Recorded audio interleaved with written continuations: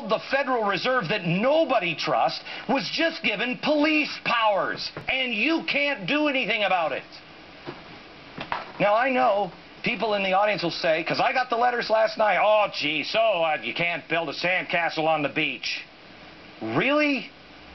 For all of those who emailed me last night says, who cares? All right, so he can't grow some vegetables.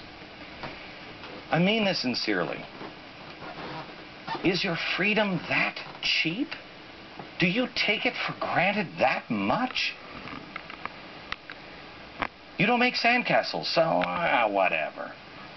Okay, I could see that maybe in another time, even 10 years ago. Okay, maybe. But really? What else are you willing to slip? How about, are you willing to let slip the tracking of our recycling garbage now? Because now in some cities you have to have a RFID chip.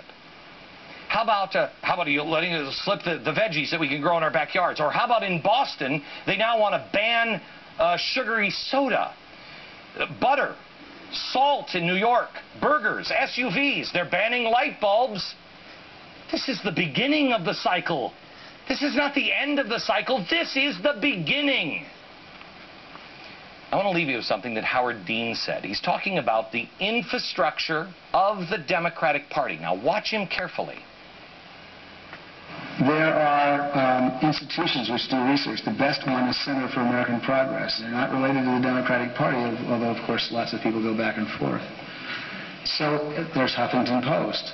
There's the Daily Coast. But that's all part of the infrastructure that it takes to run something. Campaigns are never about the last 3 months. They're usually about the last 3 years. And if you want to win a campaign, you have to organize for 3 years, not just organize for 3 months. Okay. But it's the stuff that's around the Democratic Party, not in it.